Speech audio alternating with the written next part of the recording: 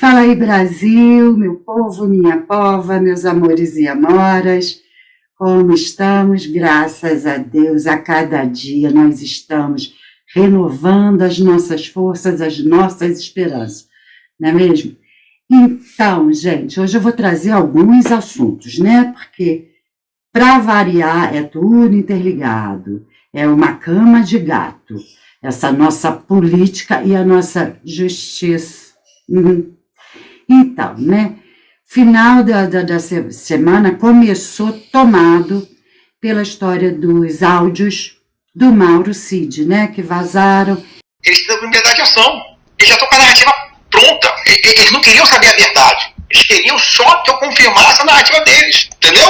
É isso que eles queriam, e toda vez eles falavam, mas a sua colaboração tá muito boa, você vai ser, tipo assim, ele até falou, vacina, por exemplo, você vai ser indiciado por 9 negócios de vacina, 9 tentativas de falsificação de vacina, vai ser indiciado nessa associação criminosa e mais um termo lá. Ele falou, só essa brincadeira são 30 anos para você. Eu vou dizer o que eu senti. Eles já estão com a narrativa pronta deles, é só fechar e eles querem o máximo possível de gente para confirmar a narrativa deles. Eles são a lei agora. A lei já acabou há muito tempo. A lei é eles. Eles são a lei. O Alexandre de Moraes é a lei. Ele prende, ele solta quando ele quiser, como ele quiser, com o Ministério Público, sem Ministério Público, com acusação, sem acusação. Como todos nós já esperávamos, depois disso, ele foi preso. Desculpa. E a coisa veio tomando um certo desdobramento, né? Por quê? Porque houve comentários a favor, houve comentários contras. Eu sei que existem bolsonaristas ou patriotas que não confiam no Mauro Cid, né? Outros confiam muito, mas a questão não é confiar ou não no Mauro Cid. A questão é a denúncia de tortura.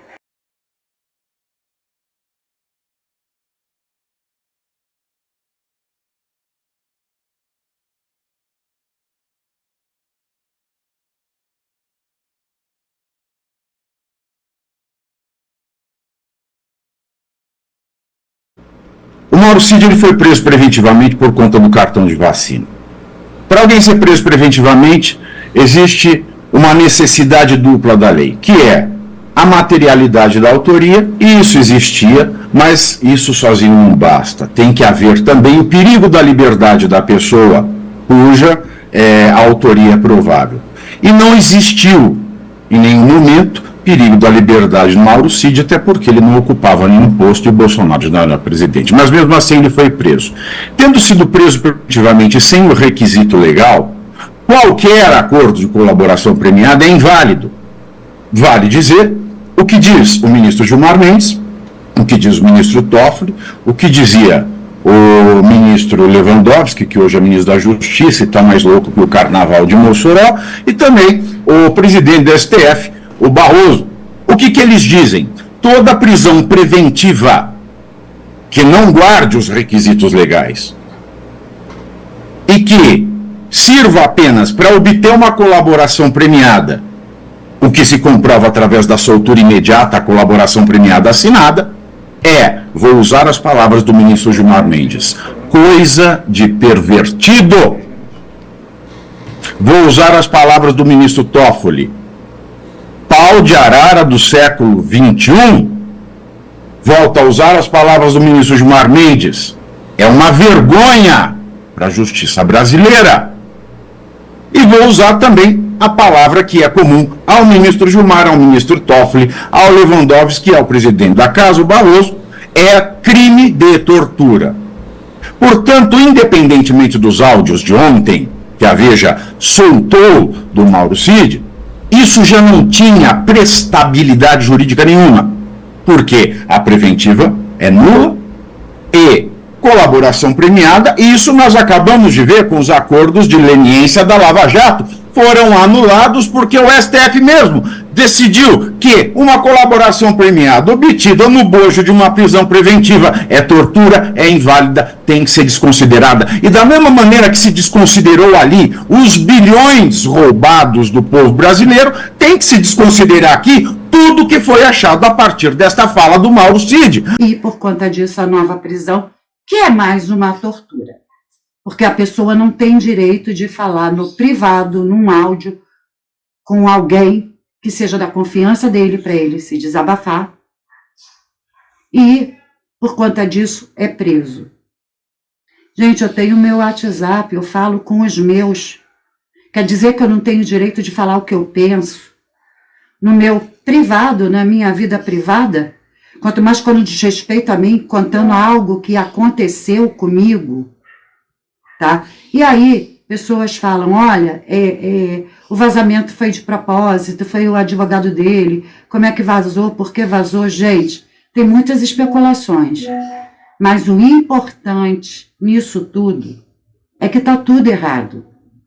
Independente se foi de propósito, se não foi de propósito, se o áudio foi feito para vir à tona, né? Porque inclusive o Pavinato fala que esse áudio está muito silêncio, não parece uma conversa, mas um áudio preparado. Não vou concordar e nem discordar. Fato é, até agora, independente se foi forjado ou não, era um áudio privado. Ele não estava dando uma entrevista, vazou para jornalista. Quem vazou? Mas aí parece que ele está falando direto para jornalista. Não. Áudio privado. Então a gente não pode falar o que pensa. Não pode dizer o que acontece com a gente. Foi a visão dele, a realidade dele que foi passada. Tá? E aí a gente vai ter que fazer um caminho retroativo para não ficar questionando ou não o Mauro Cid. Tá? Qual é esse caminho retroativo? A primeira prisão, por falar o que pensa, por expor o que pensa, foi do jornalista Oswaldo Eustáquio. Ele era jornalista mesmo, não era blogueiro bolsonarista. Inclusive, ele era jornalista da Record. Foi. Então, ele era jornalista profissional. Tá? Com a liberdade que se tinha de expor as coisas. Foi perseguido, foi preso. E o que aconteceu? Ele foi o primeiro. Isso aconteceu em junho de 2020.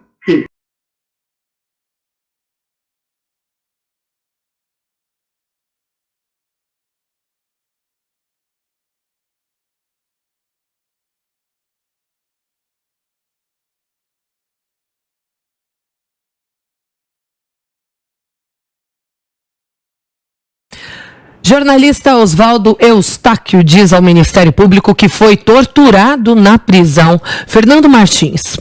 O jornalista Oswaldo Eustáquio afirmou em depoimento ao Ministério Público do Distrito Federal que foi vítima de tortura dentro do complexo penitenciário da Papuda, em Brasília.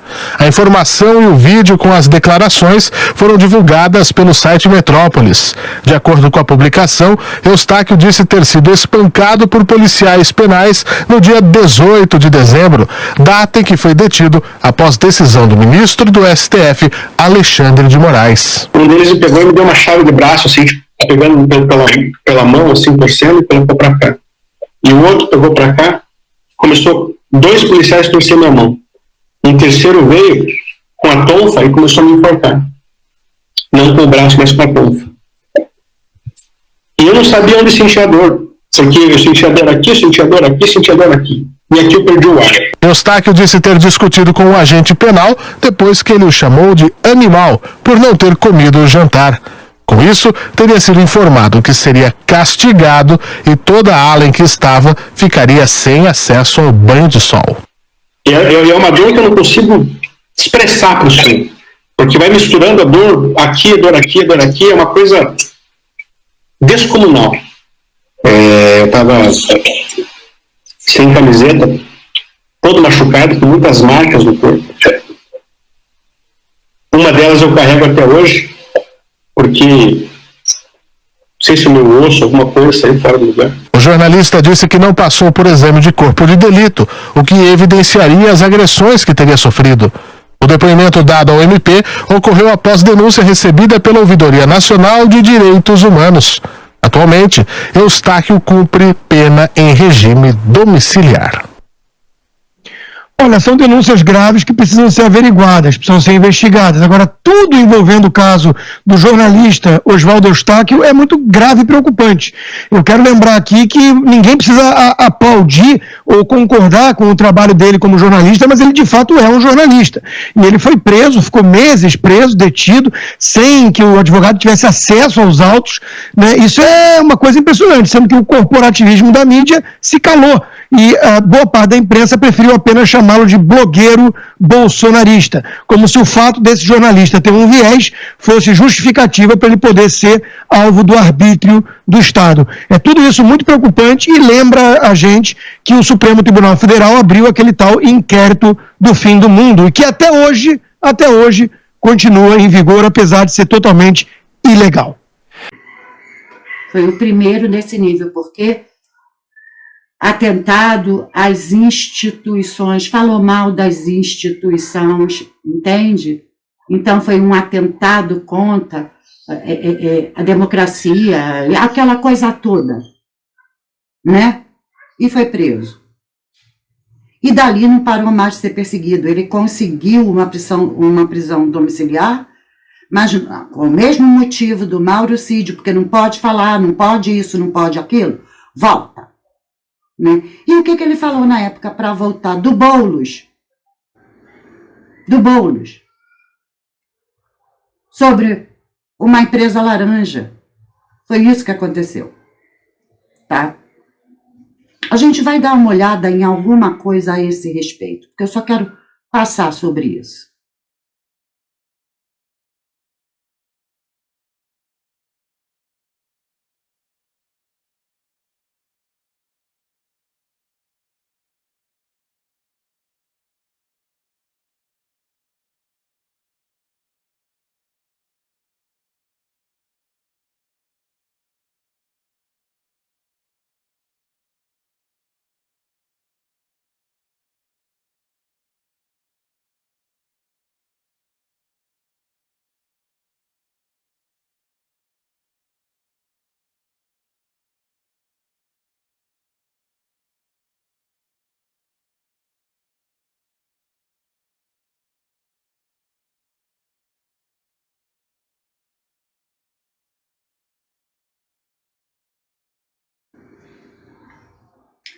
Vocês estão vendo? Então a perseguição aconteceu de primeira com o Eustáquio.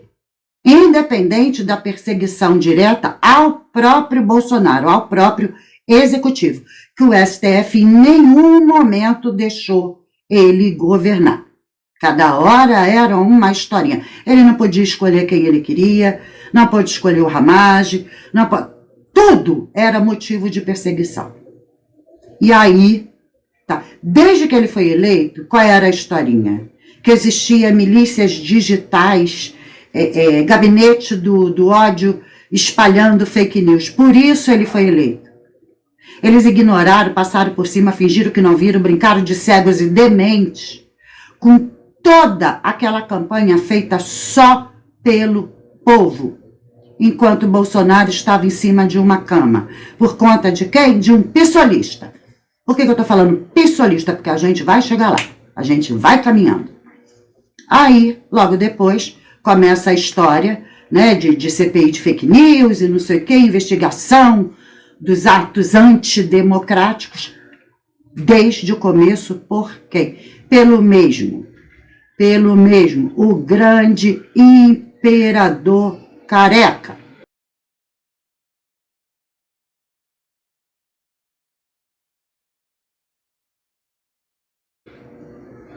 Começou pelo Oswaldo Eustáquio. Alguém que eu digo, gente, é o Congresso. Fez alguma coisa? Falou, opa, peraí, tá faltando competência aí, calma aí. Nada. Nem com relação ao que estavam fazendo com o Bolsonaro. Nada. Logo depois, em 2021, Quem é a bola da vez? Daniel Silveira.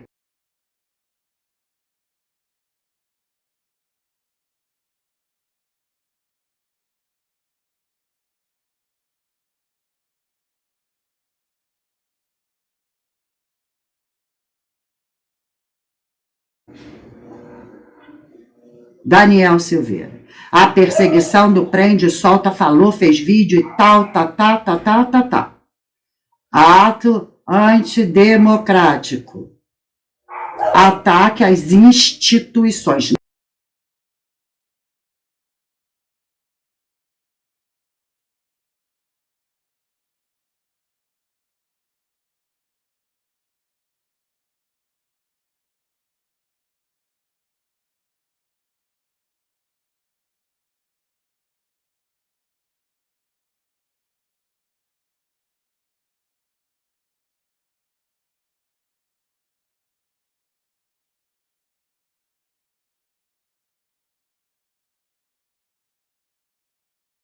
Não.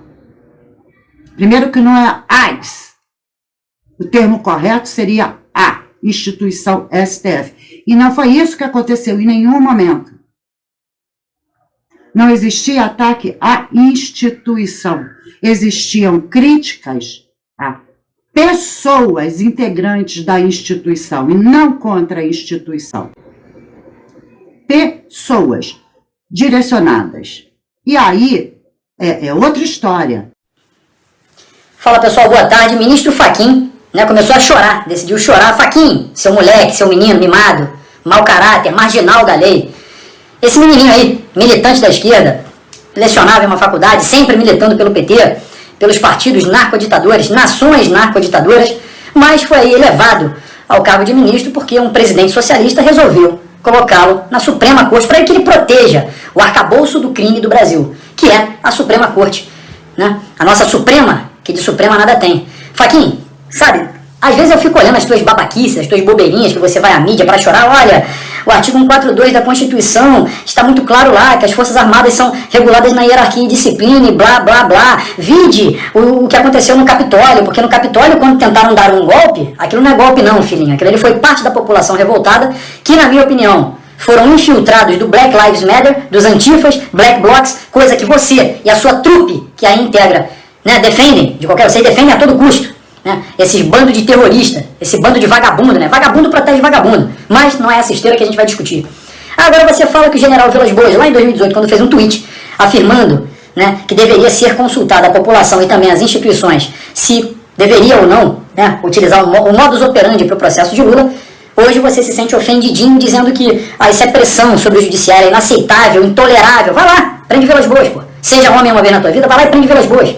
Fala pro Alexandre de Moraes, homenzão, né? O fodão. Vai lá e manda ele prender o Vilas Boas. Manda. Vai lá e prende o general do exército, quero ver. Eu quero ver, Fachin, você, Alexandre de Moraes, Marco Aurélio Melo, Gilmar Mendes, o que solta os bandidos o tempo todo, né? Toda hora dá um habeas corpus, toda hora, né? Vende um habeas corpus, vende sentenças, né? Compra, né, o cliente. Opa, foi preso no narcotráfico? Opa, manda pra mim, eu vou ser o relator. Tendo ou não a suspeição, desrespeitando o seu regimento interno dessa supreminha aí, que de suprema nada tem, né, previsto lá no artigo 101 da Constituição, os requisitos para que vocês se tornem ministros, né, totalmente esvaziados, totalmente inócuos, totalmente oligofrênicos, né, ignóbeis, é o que vocês são. Principalmente você, Fachin. Você integra, tipo assim, a nata da bosta do STF, certo? E o que acontece é que vocês pretendem permanecer sempre intocáveis. O Vilas Boas disse isso mesmo. Tudo, Fachin, deixa eu te ensinar isso aqui e debato com você ao vivo a hora que você quiser sobre arcabouço jurídico, né, filosofia do direito. Podemos debater tranquilamente, sem os seus 200 assessores, que inclusive tem juízes aí na sua assessoria, sem eles, sem papelzinho na mesa, assim, tete a tete. Eu poderia debater com você, Alexandre de Moraes, tranquilamente. Daí o único que eu respeito em conhecimento é o Fux. O único que eu respeito em conhecimento jurídico, de fato, e debateria com qualquer um de vocês. Sem problema, não iriam lhe dar uma surra jurídica ou intelectual, tenha certeza. Agora, que você tem que tomar vergonha na sua cara. Olhar, né, quando você for tomar banho, olhar o bilauzinho que você tem e falar assim, pô, acho que eu sou um homenzinho. Eu vou parar com as minhas bobeirinhas. O quê? Eu tô sendo duro demais? Tô sendo o quê? Ogro? Tô sendo tosco? O que você espera? Que eu seja o quê? Que eu tenha um tipo de comportamento adequado para tratar a Vossa Excelência? É claro que eu não vou ter. Eu sei que você tá vendo esse vídeo aí, daqui a pouco seus assessores, e o Alexandre de Moraes, e o Toffoli, e assim por diante. Mas eu tô cagando e andando pra vocês. O que eu quero saber é quando que vocês vão lá prender o general Vilas Boas. Eu queria saber o que você vai fazer com os generais, os homenzinhos do botão dourado, lembra? Você lembra do AI-5, você lembra, eu sei que você lembra. Ato institucional número 5, né? De um total de 17 atos institucionais, você lembra. Você era militante lá do PT, Partido Comunista, você era da Aliança Comunista do Brasil, militante idiotizado, lobotomizado, né, que atacava militares, junto com a Dilma, aquela ladra, vagabunda, com o multicriminoso Luiz Inácio Lula da Silva, de 9 dedos, vagabundo, cretino, canalha. O que acontece, Faquinha, é que todo mundo tá cansado dessa tua cara de filha da puta que tu tem, essa cara de vagabundo, né, decidindo aqui no Rio de Janeiro que polícia não pode operar enquanto o crime vai se expandindo cada vez mais. E me desculpe, ministro, se eu tô um pouquinho alterado, realmente eu tô. Por várias e várias vezes eu já te imaginei levando uma surra. Quantas vezes eu imaginei você e todos os integrantes dessa corte aí? Quantas vezes eu imaginei você na rua levando uma surra? O que você vai falar? Que eu tô fomentando a violência? Não, eu só imaginei. Ainda que eu premeditasse, ainda assim não seria crime. Você sabe que não seria crime. Você é um jurista pífio, mas sabe que esse mínimo é previsível. Então qualquer cidadão que conjecturar uma surra bem dada nessa sua cara com um gato morto até ele miar, de preferência após cada refeição, não é crime. Você vê, o Oswaldo Eustáquio, jornalista que vocês chamam de blogueiro, foi preso pelo Xandão do PCC. Foi preso aí, tá aí preso ilegalmente. Eu tive acesso ao diário dele. Sabia, Alexandre de Moraes? Eu tive acesso ao diário dele, manuscrito na prisão, dos agentes que o torturaram. Sabia que eu sei? Sabia que eu sei que um chegou no ouvido dele e falou assim: a nossa missão é eliminar você. Sabia que eu sei? Eu sei. E eu sei de onde partiram essas ordens. Porque você acha que eu tô blefando? Por que, Alexandre? Você ficou putinho porque mandou a Polícia Federal na minha casa uma vez e não achou nada?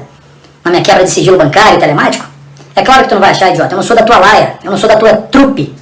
Dessa bosta de gangue que tu integra. Não, aqui você não vai encontrar nada. No máximo, uns trocadinhos. Dinheiro pouco a gente tem muito. É assim que a gente fala. Agora, ilegal a gente não vai ter nada. Será que você permitiria a sua quebra de sigilo telemático? A sua quebra de sigilo bancário? Será que você permitiria a Polícia Federal investigar você e os outros 10 aí da Supreminha? Você não ia permitir. Vocês não têm caráter, nem escrúpulo, nem moral para poder estar na Suprema Corte. Eu concordo, né, completamente com Abraham Van Traub quando ele falou: eu por mim botava esses vagabundos todos na cadeia, aponta para trás, começando pelo STF. Ele estava certo. Ele está certo. E com ele, pelo menos uns 80 milhões de brasileiros corroboram com esse pensamento. Só que não, você agora ficou putinho, né, o Faquinha putinho, porque o Vilas Boas disse que a população deveria ser consultada. Olha, tudo que é de relevância nacional, Faquinha, você sabe que de relevância nacional e que é de importância para todo o povo, existe um dispositivo chamado plebiscito. Eu sei que você sabe. É basicamente isso que o general quis dizer. Se é de relevância e interesse nacional, convoque-se então um plebiscito. Chama a população, chama as instituições para participarem de uma decisão que não cabe ao STF. Ao STF, pelo menos constitucionalmente, cabe a ele guardar a Constituição. Mas vocês não fazem mais isso. Você e os seus 10 amiguinhos, não guardam a Constituição. Vocês defecam sobre a mesma Constituição, que é uma porcaria. Ela foi feita para poder colocar canalhas sempre na hegemonia do poder. E claro, pessoas da sua estirpe, evidentemente, devem ser perpetuadas para que protejam o arcabouço dos crimes do Brasil, que se encontram aí na Suprema Corte. E vocês acharam que iriam me calar. É claro que vocês pensaram. E eu estou literalmente cagando e andando para o que vocês pensam. É claro que vocês vão me perseguir o resto da minha vida política. Mas eu também vou perseguir vocês. Eu não tenho medo de vagabundo, não tenho medo de traficante, não tenho medo de assassino. Eu vou ter medo de 11 que não servem pra porra nenhuma pra esse país? Não vou ter. Só que eu sei muito bem com quem vocês andam, sei muito bem o que vocês fazem. Lembro, por exemplo, quando eu tive aquele celular, meu outro celular apreendido, né, e eu deixei levar porque eu queria que os meus apoiadores vissem que eu não tenho nada a dever, nada a temer. Por isso, entreguei meu celular mesmo, ignorando o artigo 53 da Constituição, né, o que dá a minha prerrogativa como parlamentar e representante do povo, né, de uma parte do povo que eu não represento esquerdista não. Esquerdista pra mim é tudo filho da puta. Então eu não represento esses vagabundos não. Mas a parcela que eu represento, Faquinha, eu ignorei o artigo 53, a emenda constitucional 35 de 2001, que deixa o texto ainda mais abrangente, né, mais fortalecido, para que eu possa representar a sociedade. Eu entreguei o celular. Né, levaram o celular, a Polícia Federal levou um celular e um papelzinho lá que estava anotado algumas falas de uma live, como essa aqui. Talvez alguém me pergunte, eu vou ali, anoto um ponto para poder lembrar. E naquele dia eu tinha falado. Aí, Faquinha, Quando foram levar o meu celular, poderia. Né? Podia, na verdade. Ninguém falou nada, ninguém mandou um ofício dizendo não, é relacionado ao mandato. Mas quando foram apreender do José Serra, rapidamente, quase que num estalar de dedos, Toffoli foi lá. E de ofício não pode apreender o celular do José Serra, não pode apreender, né, o notebook do José Serra. São relacionados ao mandato. 2 pesos e 2 medidas não dá, né, chefe? Você vai lá e coloca que um pode e outro não pode. Acontece que no meu celular não teria o conluio do crime com vocês. No do José Serra, ia ser muita coisa, né? A Polícia Federal ia ficar em um impasse gigantesco. Ia ter a prova, a materialidade dos crimes que vocês cometem e vocês teriam que aprovar ou não essa investigação. A Polícia Federal ia ter que agir, não ia? É claro que vocês não querem ficar nas mãos de delegados federais. É claro que vocês não vão querer ter que dividir a parcelinha de vocês com mais alguém, né? Vocês não vão querer fazer a rachadinha de vocês. Porque vocês querem tudo, são golões. Vocês não querem colocar o copinho na bica e pegar um pouquinho, não. Vocês querem tudo pra vocês. E me desculpe, Faquinha, se eu tô zangado, ou se eu tô alterado, ou se eu falei alguma coisa que te ofendeu. Mas foda-se, né? Foda-se, né? Porque vocês merecem ouvir. Vocês não esperavam que pessoas como eu fossem eleitas. Queríamos ter, pelo sufrágio universal, a representatividade popular. E vocês esperavam que qualquer um que entrasse iria se seduzir pelo poder também e ficar na mãozinha de vocês, porque vocês iriam julgar alguém que está cometendo algum crime. Não. Comigo vocês sentaram do meio para trás. E tem mais alguns lá assim também. Pode ter certeza. Agora, quando você entra politizando tudo, tá? Quando o Bolsonaro decide uma coisa, você vai lá, não, isso não pode. Você desrespeita a tripartição dos poderes, a tripartição do Estado. Você vai lá e interfere, né? Comete uma ingerência na decisão do presidente, por exemplo, e pensa que pode ficar por isso mesmo. Aí quando o general das Forças Armadas, do Exército, para ser preciso, faz um tweet, fala sobre alguma coisa, né? A conversa com o general, né? O livro que você está falando, conversa com o comandante, se não me engano, e você fica nervosinho, ô Faquinha, é porque ele tem as razões dele. Lá em 64, na verdade em 35, quando eles perceberam a manobra comunista de vagabundos da sua estirpe, 64 foi dado então o contra-golpe militar, em que teve lá até que os 17 atos institucionais, o AI-5, que é o mais duro de todos, como vocês insistem em dizer, aquele que caçou 3 ministros da Suprema Corte, você lembra? Caçou senadores, deputados federais, estaduais. Foi uma depuração, com um recadinho muito claro, se fizer besteirinha a gente volta.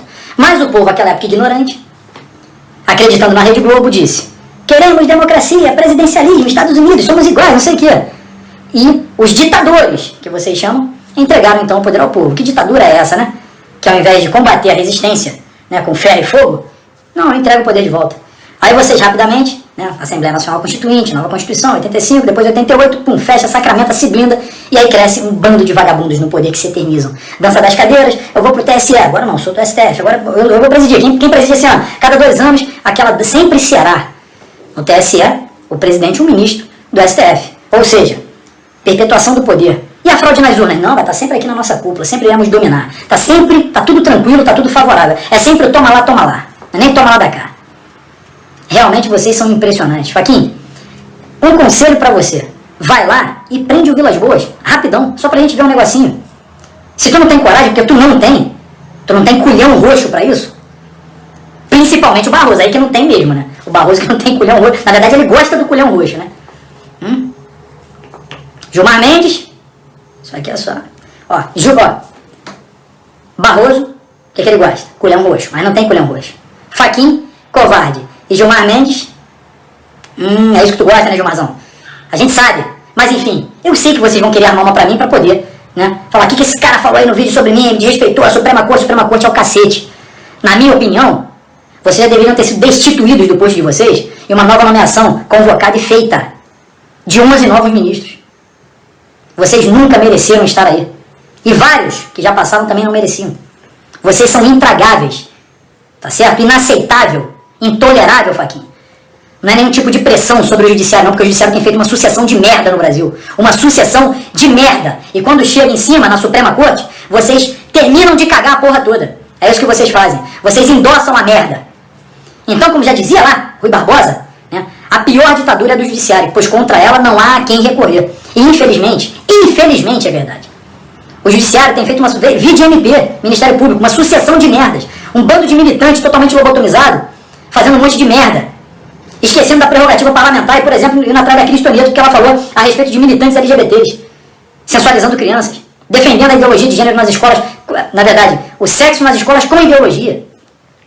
E quando ela fala, ela está respaldada e eu falo por aqui o que eu quiser. Eu estou falando com base na liberdade de expressão, que o cretino do Alexandre de Moraes lá atrás, quando ele foi passar pela sabatinada do Senado, falou mais de 17 vezes, em menos de 1 minuto de vídeo. Liberdade de expressão o tempo todo. Tá? Que é constitucional, tá no artigo 5º, que é a cláusula pétrea, a chamada cláusula de pedra. Não é salvo engano, inciso 9º ou inciso 16. Um é para liberdade de expressão e um para liberdade de manifestação. Aí, e também falo com base no artigo 53, garantia constitucional. Eu acho que vocês não mereciam estar aí. E por mim, claro, que se vocês forem retirados daí, né, seja por nova nomeação, seja pela aposentadoria, seja por pressão popular, ou seja lá o que for,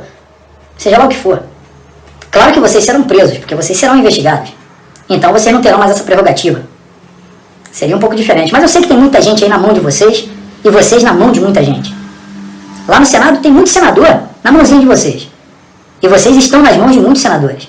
Por isso vocês ficam brigando quando vai ser um presidente ou outro. Vocês querem fazer ingerência da Câmara e do Senado. Quem vai ser? Quem será que vão pautar o nosso impeachment? Será que eles vão... Eu só quero um ministro caçado. Isso é tudo que eu quero. Um ministro caçado. Para os outros 10 idiotas pensarem, pô, não sou mais intocável. É melhor eu fazer o que eu tenho que fazer. Julgar aquilo que é constitucional, de competência da Corte. Fachin, intolerável, né, inaceitável, é termos você no STF. No mais, Brasil acima de tudo, Deus acima de todos, força e honra. Tá? Que vai responder por calúnia, difamação, etc, etc. Mas isso nunca ocorreu. E aí é ataque às instituições. Que instituições? Que as? Não tem as, nunca existiu as. E nunca existiu a instituição como um todo. Entendeu? O Fux. Eu nunca vi ninguém falando mal, sentando cacete, fazendo vídeo contra o Fux. Nunca vi. E pertence à mesma instituição. Então são pessoas. Pessoas.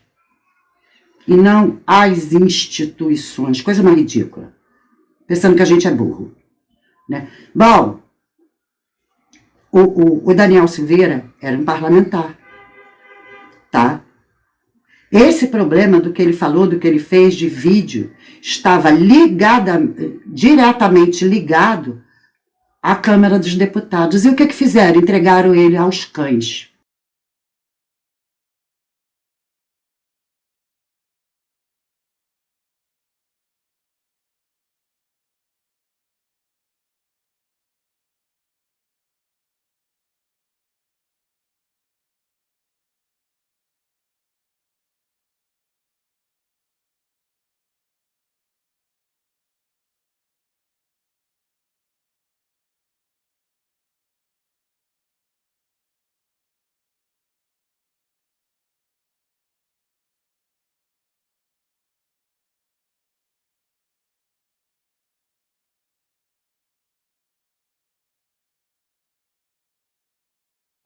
Lavaram as mãos e jogaram ele fora.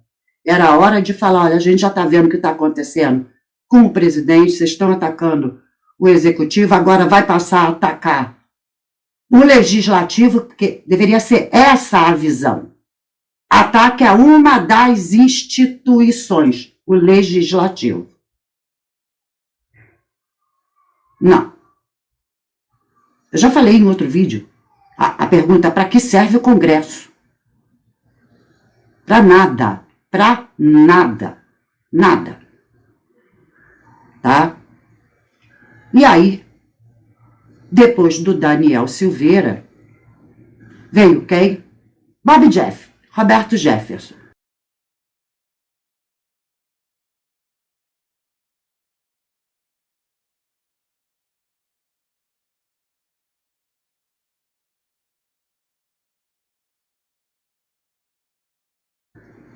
Foi preso porque o vídeo, porque falou, porque atacou as instituições, atos antidemocráticos, discurso de ódio.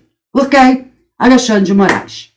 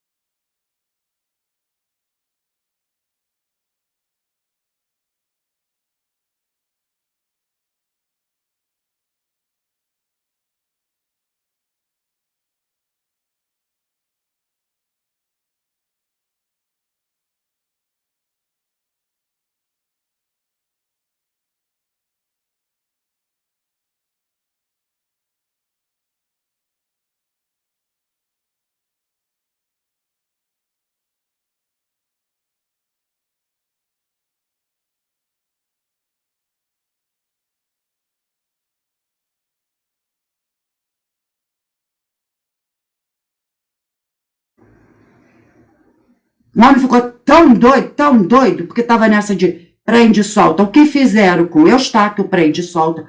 O que fizeram com o Daniel Silveira, prende e solta. E o que estão fazendo com o Mauro Cid. Tá vendo como é que é tudo igual? E pelas mesmas razões. As mesmas. Então, para mim, não é novidade nenhuma. Não tenho nem muito o que comentar do Mauro Cid, porque é mais do mesmo. Aí o bicho ficou tão maluco que ainda resolveu ter aquela reação burra, absurda, mas translocada. Desespero, gente. Porque ele estava vendo o que estava acontecendo com os outros.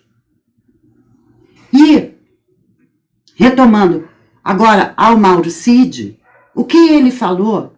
O Oswaldo Eustáquio falou que ele foi torturado, que ele sofreu horrores, agressões. Teve aquela história do tal do tombo que nunca foi muito explicado, entende? E que causou uma lesão na coluna.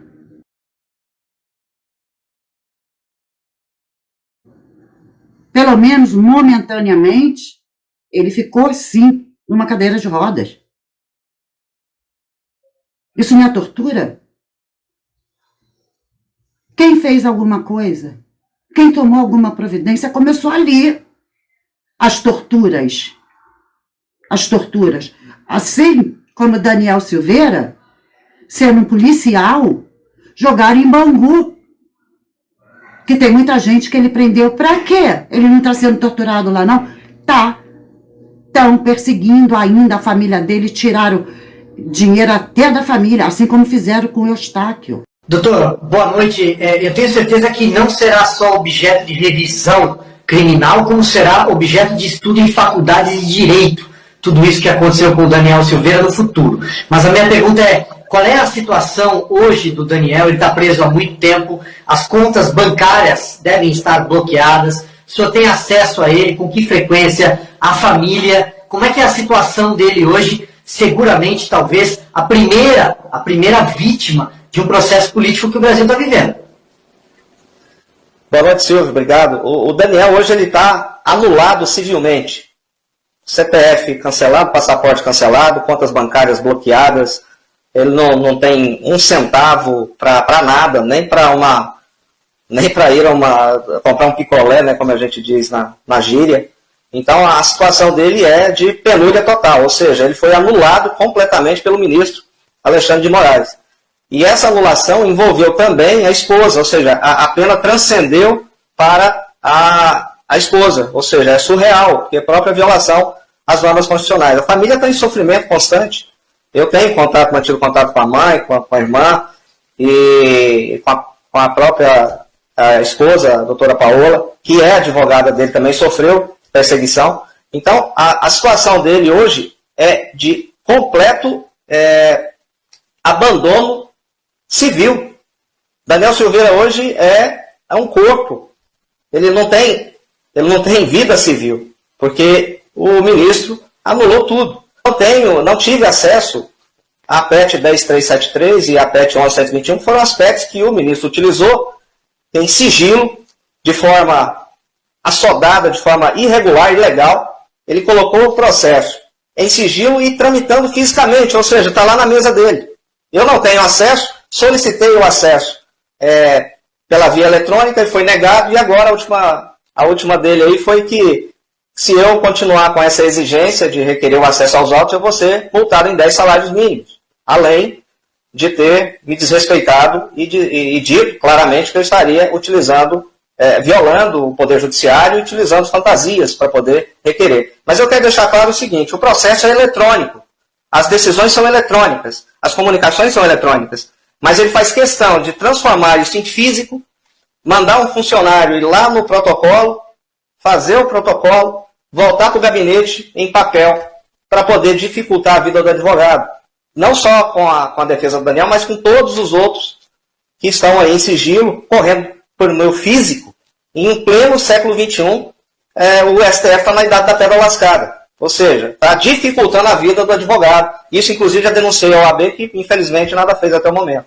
Então, Daniel Silveira hoje, civilmente, ele é anulado. Então, não tem nada. Não tem patrimônio, não tem conta, não tem renda, não tem rendimento, não tem nada.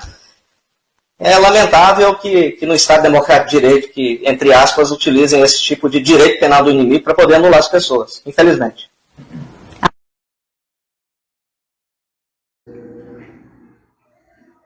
Então, o que Mauro Cid trouxe não chega a ser nenhuma novidade, nenhum escândalo, gente. É mais do mesmo que ninguém tomou providência.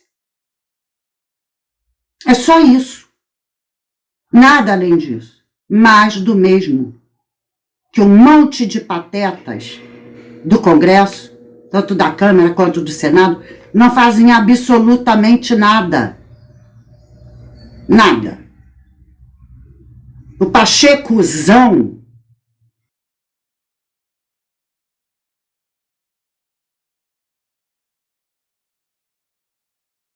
é conivente o tempo todo.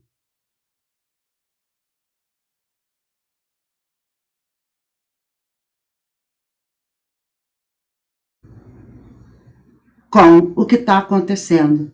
Nada faz. E ninguém faz nada contra ele. Se não pode fazer contra o STF, alguém tem que tirar o Pachecozão, com aquele Pachecozão daquela cadeira.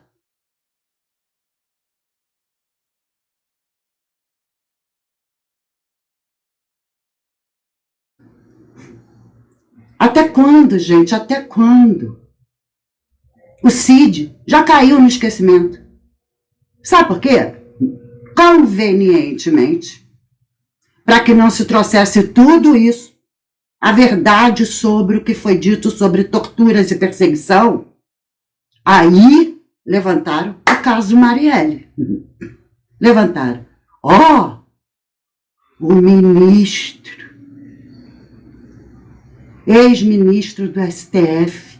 Trabalho exitoso que foi auxiliado pelo Ministério Público Federal e pelo Ministério Público do Rio de Janeiro.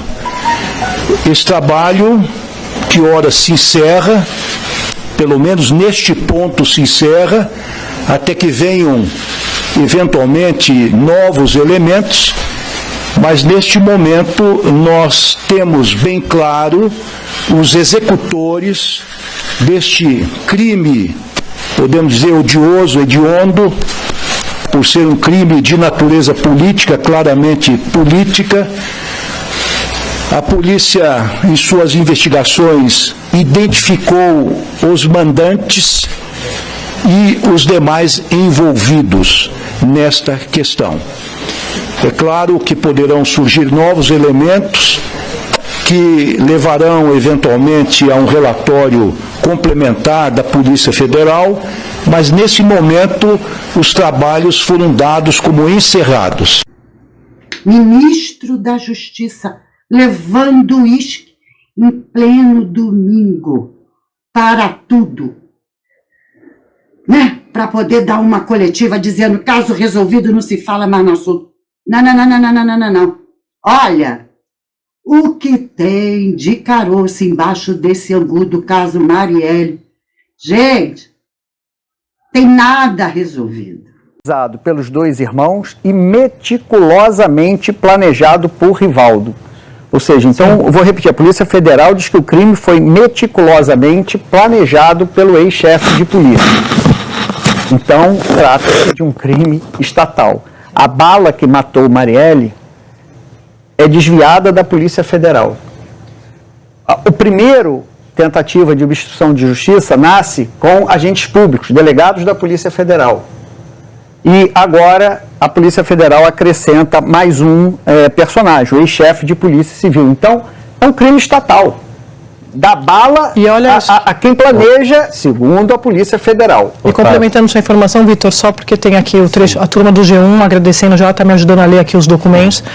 Eles estão me mandando aqui que tem um trecho importante da decisão citando, abre aspas, a garantia prévia de impunidade, fecha aspas, e que o Rivaldo era, nas palavras aqui dos documentos, chefe de uma organização criminosa dentro do Departamento de Homicídios. Ainda no Rivaldo, Otávio e Andréa, ele começou a atuar contra a investigação desse crime, segundo o relato aqui, a manifestação da PGR, mesmo antes do crime acontecer, porque o Rony Lessa, na delação, e a PGR coloca isso aqui na manifestação, diz que foi uma exigência do Rivaldo que o crime não acontecesse no trajeto para ou de a Câmara Municipal, que ela não fosse executada indo ou saindo da Câmara Municipal, para não parecer que fosse um crime político. Então, antes mesmo do crime acontecer, o Rivaldo Barbosa, ele já começa a atuar pensando em como ele vai conduzir a investigação de modo a que o crime não seja esclarecido. Isso é estarrecedor, né? O que se mostrou absolutamente ineficaz, porque não simularam um assalto, não levaram nada. Sim. Foi um crime cometido com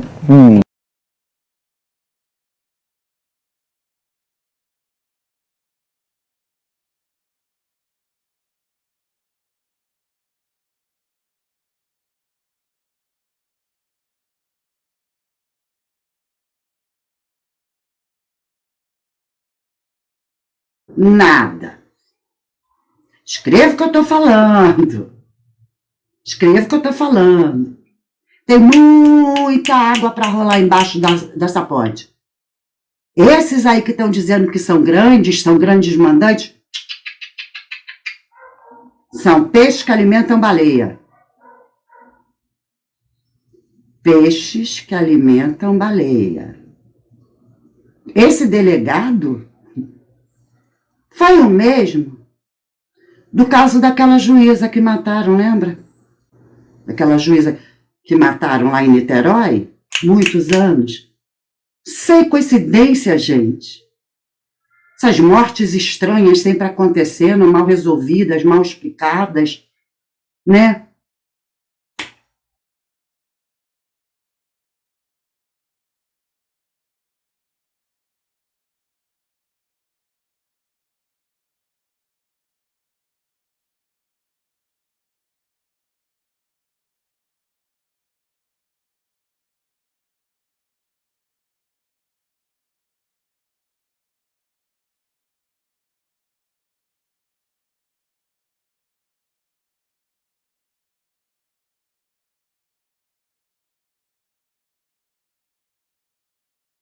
E que aí, de repente, vem um Supremo e fala, olha, tá tudo resolvido. Parei, né? Vocês acreditam mesmo na história contada? Que foi por causa de milícia, de terreno, de apartamento? Gente! Gente, aqui no Rio de Janeiro, essa história de milícia e terreno e ilegalidade, ia ser só a Marielle. Você acha que os vereadores daqui não sabem? Já não denunciaram várias vezes? Quantas denúncias já houve? Quem tombou por isso? Para, né, gente? A história é outra, é bem pior, é bem maior. Mas, por incrível que pareça, eles são da área de Jacarepaguá, onde está o Projac.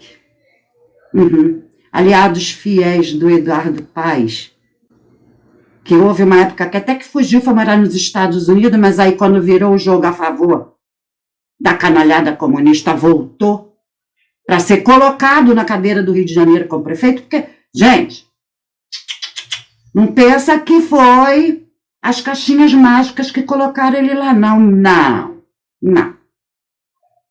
Foi o mesmo modus operandi que colocou o Dom Ratão onde que está sentado. Isso ficou muito claro para os cariocas. Tá bom? Mas quem melhor representa Jacarepaguá é a família Brazão. Então, a salva de palmas para essas feras aqui. E é o seguinte, aí como a tradição não pode parar, calma que eu já vou prometer, mulher, deixa de ser reclamona. Então é o seguinte, agora, eu não quero nem saber, quem botou essa pilha foi eu. E aí eu falei, vamos botar um moleque novo na história. Está aqui o nosso secretário de conservação, Marco Aurélio, vem cá.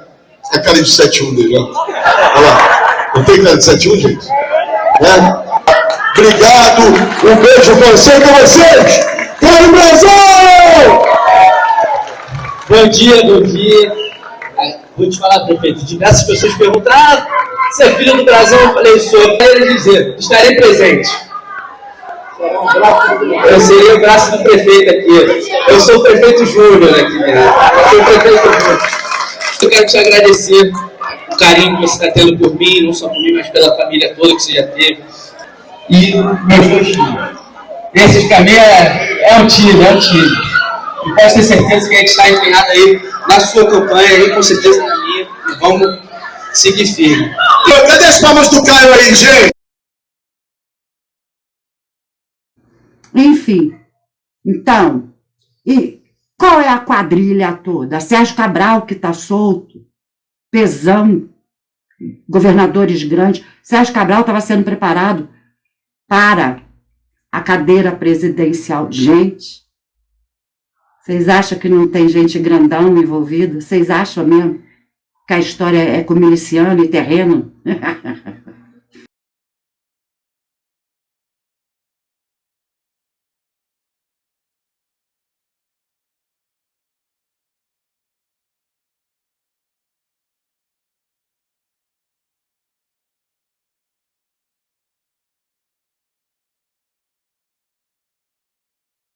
Faz-me rir, né? Faz-me rir. Então é isso, tá? Tem muito mais coisa, a gente vai ficar vendo, tá? Por isso que eu nem corri para comentar, porque é tudo mais do mesmo. Tudo mais do mesmo. Nada mudou. E, com relação a Marielle, aguardem e escrevam. É um abafo caso de peixes pequenos. Primeiro que defendeu foi Quaquá, vice-presidente do PT. Entende? Aquele crime esquisito que aconteceu na Barra há pouco tempo, com os 3 médicos, envolveram milícia também. Agora tudo é milícia para tapar a história. Tudo é milícia. Não, cara. Não. Um deles era irmão da Tabata Amaral, se eu não me engano. PSOL. Gente, tá muito estranho. Esse delegado é envolvido com um monte de história. E o Freixo correu. A primeira pessoa que ele correu, o Freixo, pessoal, correu para quem? Para esse delegado que já tinha sido colocado lá. E as notícias dão conta do quê? Que era ele que estava planejando, dando a estrutura toda para fazer certinho. Aí o Freixo não sabia. Correu para ele de bobo que é. Aham.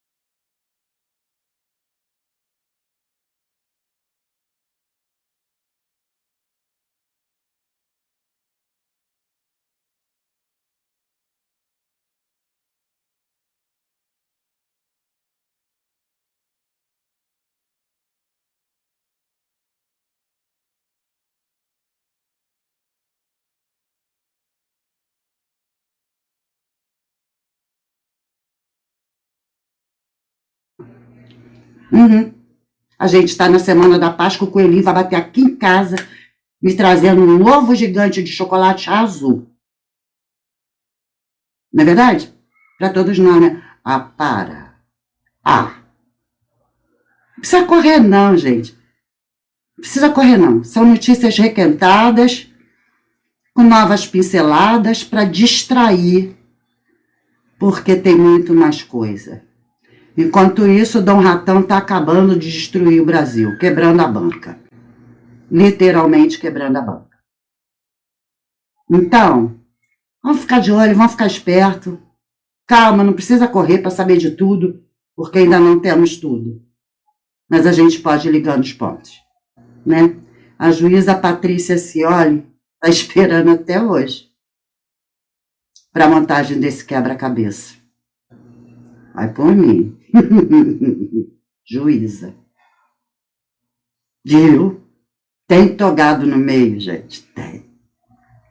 Tem togado no meio. A história nunca é a que contam pra gente. Pode ter certeza. A mídia correu para contar uma história?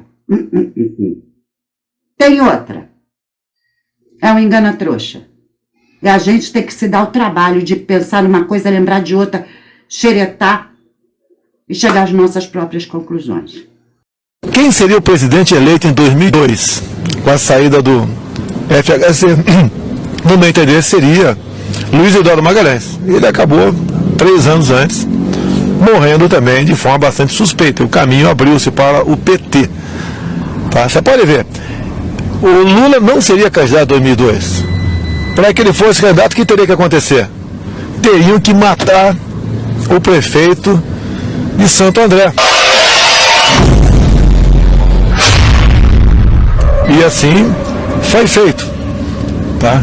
Afinal de contas, o prefeito à época, ele ameaçava mostrar dossiês de como a quadrilha petista achacava a prefeitura de Santo André. E então o prefeito Celso Daniel foi executado, antes torturado. E por coincidência, né, quem achou um corpo foi um legista. E você sabe que um cadáver, se você bater num cadáver, não cria hematoma.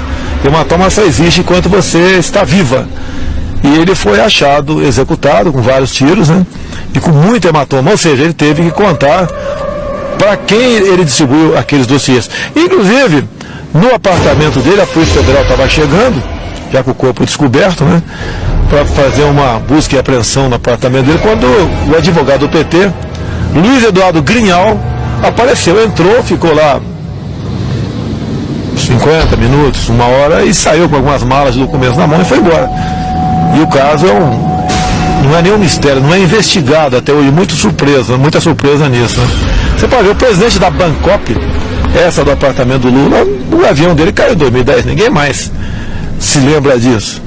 O próprio saída do ministro do Supremo, né, que renunciou lá, o Joaquim Barbosa, a gente não sabe o motivo, eu não vou aqui começar a fazer ilações, mas você, por exemplo, como se fosse ganhar na Mega Sena e falar, não quero ganhar, deixa o dinheiro para a Caixa Econômica aí, porque você ser ministro do Supremo, uma coisa, quem não quer?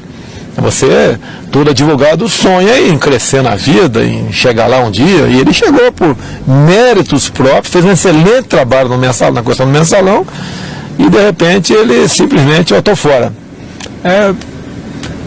Muita coisa curiosa. Agora, você fecha o cerco, né, lendo o livro do Mujica, nas páginas 198 e 199. Mujica é o ex-presidente do Uruguai, onde ele diz ali claramente que Dilma Rousseff despachava dentro do Palácio do Planalto, ouvindo as inteligências cubana e venezuelana. Então, muita coisa esquisita, desde quando o PT aí viu-se na possibilidade de chegar ao poder, vem acontecendo até hoje. Eu não vou entregar essa rapadura de graça.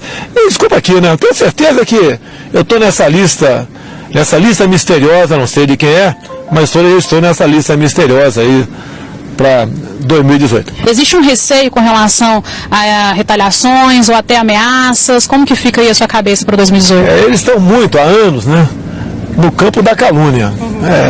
Machista, homofóbico, racista, não sei o que, essas besteiras todas aí. E eu acho que eles começaram essa campanha um pouco cedo. Esses estereótipos todos praticamente não existem mais, né? Lógico que atrapalha, é chato você conviver com isso. E eles podem partir para outras coisas, a gente não sabe, né? Tudo pode acontecer.